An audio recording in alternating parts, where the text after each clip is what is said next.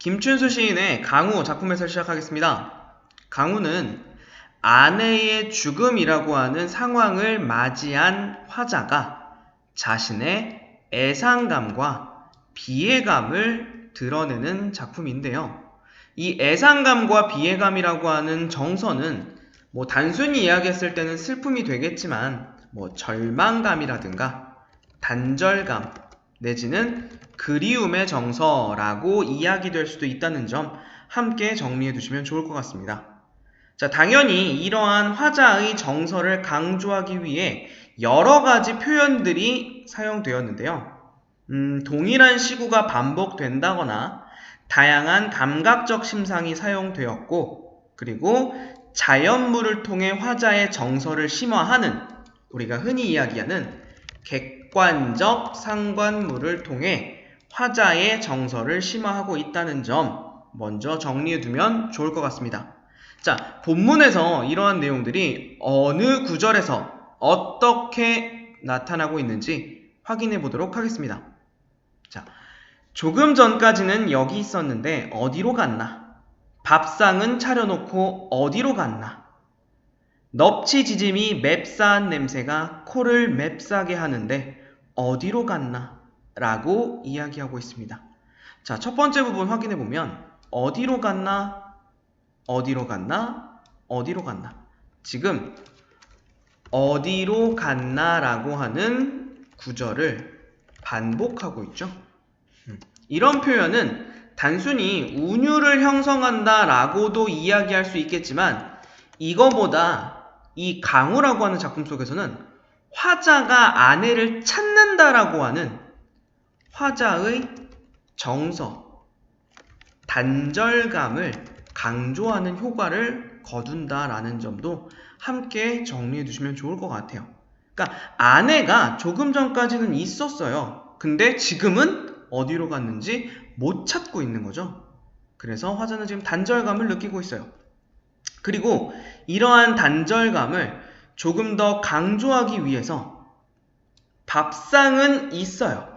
그리고 넙치지짐이는 그대로 있고 그 냄새 또한 남아있죠. 그러니까 아내의 부재를 떠올릴 수 있게 만드는 소재들이 등장한 거예요. 아내의 부재를 환기하는 소재들이다 라고 보통 정리하거든요. 그래서 밥상, 넙치지짐이 이런 것들은 아내가 지금 곁에 없다라는 걸 다시 한번 떠올리게 만드는, 환기하는 소재가 된다라는 거 정리해 두시면 좋을 것 같고요. 자, 맵싸한 냄새라고 하는 거 역시나 후각적 심상을 활용해서 역시나 아내의 부재를 환기한다 라는 거 정리해 두시면 될 것 같습니다. 자, 내려가 보겠습니다. 자, 이 사람이 갑자기 왜 말이 없나? 내 목소리는 메아리가 되어 되돌아온다. 내 목소리만 내 귀에 들린다 라고 이야기하고 있고요. 자, 이 부분도 여러분들이 받아들이기에 크게 문제가 될 것 같진 않아요. 자, 아내가 갑자기 말이 없어요. 다시 한번 정리해보면 아내의 부재 상황이 되는 거죠. 아내는 죽고 없기 때문에 그런 거예요. 그리고 나의 목소리는 메아리가 되어 되돌아올 뿐이고요. 내 목소리만 귀에 들리는 거 역시나 단절감을 강조하기 위해 사용한 표현인데 여기선 목소리라고 하는 소재를 통해 청각적 심상을 통해 강조하고 있는 것이죠. 지금 화자는 어떤 상황이냐? 아내가 없다라는 걸 인식했어요. 근데 아내가 어디로 갔는지를 계속 찾고 있는 상황인 거죠. 자, 내려가 보겠습니다. 자, 이 사람이 어디 가서 잠시 누웠나? 옆구리에 담괴가 다시 돋았나? 라고 이야기하고 있는데요. 자, 이 부분에서 우리가 체크해야 되는 건 뭐냐면 아내가 죽었다라고 이야기하지 않아요. 대신에 아내가 잠시 어딜 갔나? 옆구리에 담괴라고 하는 건 어떤 그 병이거든요. 그 병이 다시 도져서 잠깐 병원에 갔나? 이렇게 생각하고 있는 거예요. 화자는 아내의 죽음을 받아들이지 못하고 있는 상황인 거예요. 아직까지는 아내의 죽음을 수용하지 않은 상태인 거죠. 여기까지 정리됩니까? 자, 그래서 우리가 일반적으로 이 부분에서 한번 끊어주시는 게 좋아요. 이렇게 끊어주는 이유가 여기까지는 아직 화자가 아내의 죽음을 수용하지 못했기 때문에. 자, 그런데 이 뒷부분부터 이야기가 달라집니다. 자, 아니 이번에는 그게 아닌가 보다. 여기서부터는 아내의 죽음을 수용하고 체념하는 체념적 태도로 바뀌게 돼요. 화자의 태도에 변화가 생깁니다. 자, 이번엔 그게 아닌가 봐. 아내가 정말로 죽었나 봐. 그래서 화자가 어떤 생각을 하고 있느냐? 한 뼘, 두 뼘 어둠을 적시며 비가 온답니다. 자, 어둠이라고 하는 시어와 비, 일단 네모만 해두고 넘어갈게요.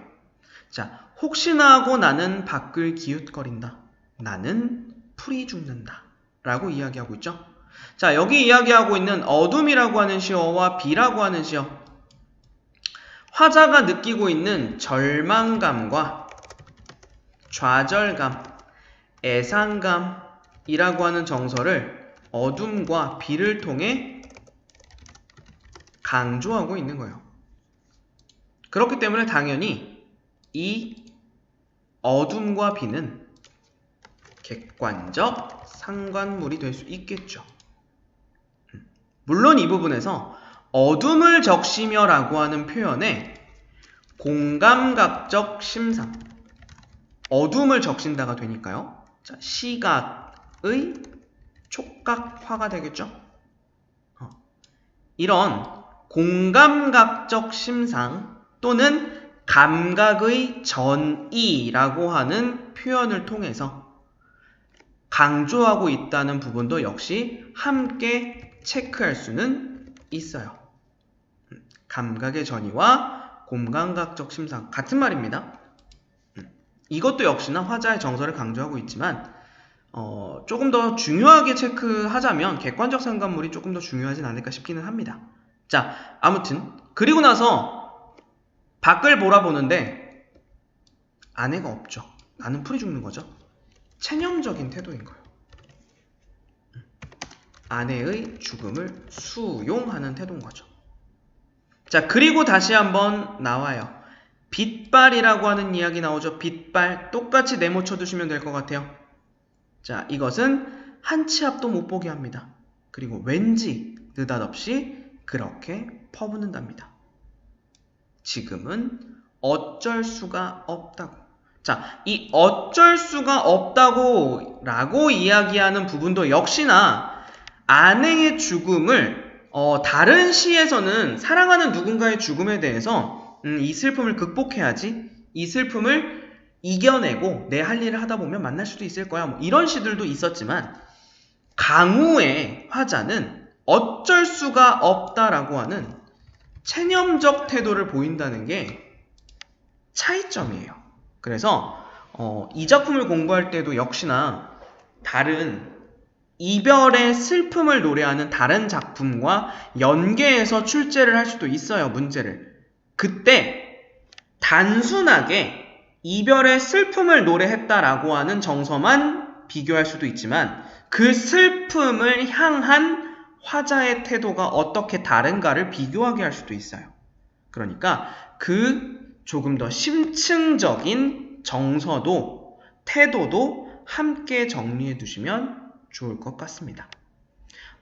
마무리하기 전에 한 가지만 더 체크하고 넘어가면 여기 비나 빗발이라고 하는 시어, 요것도 해석에 따라서 이 부분이 정말 자연적인 자연물인 비다 라고 해석하는 견해와 두 번째, 화자의 눈물이다, 눈물이 앞을 가려서 한 치 앞을 못 보고 있는 거다 라고 이야기하는 견해가 있거든요.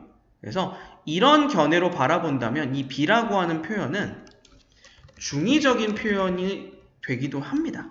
그래서 이것도 역시나 학교에서의 해석에 따라서 중의적인 표현으로 체크해야 할 수도 있다라는 거 함께 정리하면서 자, 김춘수의 강우 작품 정리 마치겠습니다.